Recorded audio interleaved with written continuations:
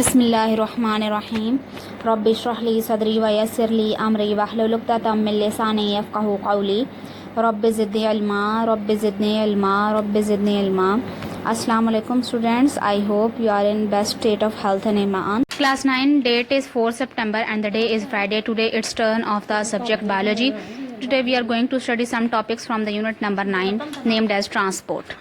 Topics we are going to study are from page number 200 and 201. Your activity is to draw arterial system on computer paper and share with me in privacy removal time.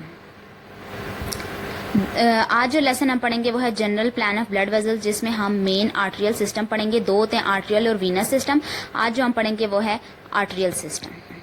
Ji, the topic we are going to study is general plan of human blood circulatory system. ठीक है, तो बहुत सारे scientists ने इस काम पर work किया कि ब्लड जो है वो ह्यूमन बॉडी में कैसे सर्कुलेट करता है। दो साइंटिस्ट का काम बहुत ज़्यादा जो है वो अहमियत रखता है, और वो हैं इब्ने नफीस और विलियम हार्वे। इब्ने नफीस जो हैं एक फिजिशियन थे और उनको पहला साइंटिस्ट कहा जाता है जिन्होंने ब्लड सर्कुलेशन का पाथवे जो है वो इन्होंने जो है वो डिस्क्राइब किया था। विलियम हार्वे जो हैं उन्होंने जो है वो हार्ट का पंपिंग एक्शन और मेजर आर्टरीज और वेन्स का पाथवे जो है वो इन्होंने डिस्क्राइब किया और डिस्कवर किया। तो हमारे पास जो मेजर प्लान होता है, जनरल प्लान है ह्यूमन ब्लड सर्कुलेटरी सिस्टम का, उसमें आर्टेरियल सिस्टम और वीनस सिस्टम आते हैं। ठीक है, तो जो आज हम पढ़ेंगे तो वो है आर्टेरियल सिस्टम। जो हार्ट का राइट वेंट्रिकल है उससे एक जो है वो आर्टरी इमर्ज होती है, बड़ी सी आर्टरी होती है जिसको हम पुल्मोनरी ट्रंक कहते हैं। ठीक है, राइट वेंट्रिकल से एक आर्टरी निकलती है जिसको हम पुल्मोनरी ट्रंक कहते हैं, और ये पुल्मोनरी ट्रंक फिर दो आर्टरीज में आगे डिवाइड हो जाती है, एक राइट और एक लेफ्ट पुल्मोनरी आर्टरी। किसमें? राइट और लेफ्ट पुल्मोनरी आर्टरी। और ये दोनों राइट और लेफ्ट जो है वो राइट और लेफ्ट लंग की तरफ डीऑक्सीजनेटेड ब्लड को लेकर जाती हैं। अब ये हमने बात की राइट वेंट्रिकल से क्या हुआ। अब लेफ्ट वेंट्रिकल से क्या होगा? वो ऑक्सीजनेटेड ब्लड लेफ्ट वेंट्रिकल से निकलता है एक लार्ज आर्टरी के जरिए, यानी लेफ्ट वेंट्रिकल से एक बहुत बड़ी आर्टरी जो है वो आती है जिसको हम एओर्टा का नाम देते हैं। ठीक है, ये एओर्टा पहले थोड़ा सा ऊपर जाती है।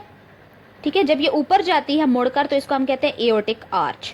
ये आर्च जो है वो लेफ्ट की तरफ थोड़ा सा कर्व होकर बॉडी के निचले हिस्से की तरफ आ जाती है। ठीक है, डिसेंड हो जाती है यानी निचले हिस्से की तरफ आ जाती है। अब ये जो एओर्टिक आर्च थी, इसका जो ऊपर वाला हिस्सा था, ठीक है, जब ये ऊपर को थोड़ी सी मुड़ी और फिर वहां से नीचे आई तो जो ऊपर वाला हिस्सा था वहां से 3 आर्टरीज निकलती हैं जो कि हेड, शोल्डर और आर्म्स को ब्लड सप्लाई करती हैं। और जब ये एओर्टा नीचे की तरफ आती है, ठीक है, जो नीचे वाला हिस्सा है, तो जब ये हमारे थोरैसिक रीजन में यानी ये सीने वाली जगह पे पहुंचता है तो इसको हम डोर्सल एओर्टा का नाम देते हैं। ये जो एओर्टिक आर्च थी या एओर्टा था, ये जब नीचे थोरैसिक रीजन में आया तो उसका हमने डोर्सल एओर्टा का नाम दे दिया। अब यहाँ से इसकी बहुत सारी ब्रांचेस निकलती हैं जो डिफरेंट ऑर्गन्स को ब्लड सप्लाई करती हैं। अब इसमें से कुछ ब्रांचेस निकलती हैं आर्टरीज की जिनको हम इंटरकोस्टल आर्टरीज कहते हैं। ये इंटरकोस्टल आर्टरीज रिब्स को ब्लड सप्लाई करती हैं। आगे सीलियक आर्टरीज और सुपीरियर मेजेंट्रिक आर्टरीज आती हैं। इनका काम है कि डाइजेस्टिव ट्रैक यानी हमारा जो है stomach, small intestine, large intestine, इन सब को ब्लड ट्रांसपोर्ट करना। हिपैटिक आर्टरी जो है वो लिवर को ब्लड ट्रांसपोर्ट करती है।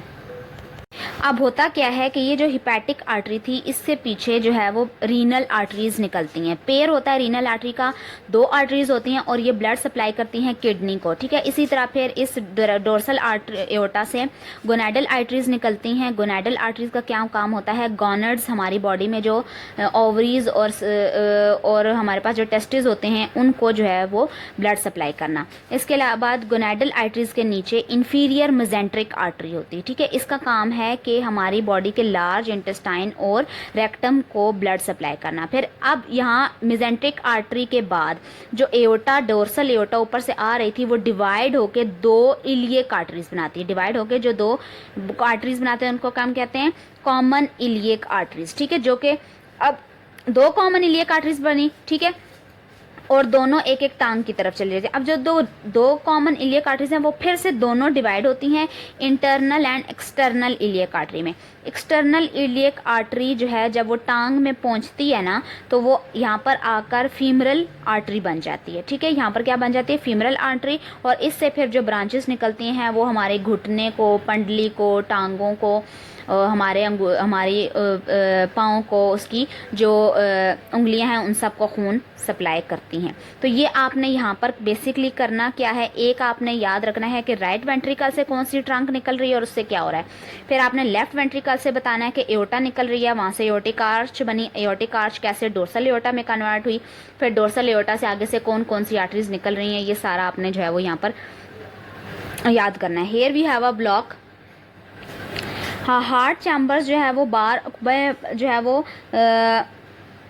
ब्लड आता रहता है और जाता रहता है। ठीक है, जैसे ही आर्टरियम में ब्लड आया वो वहाँ से निकलकर वेंट्रिकल में आया तो वहाँ से निकलकर वो आर्टरी में चला जाएगा। तो ब्लड जो है वो हार्ट में रहता नहीं है, और ये हार्ट के मसल्स को नरिश नहीं कर पाता।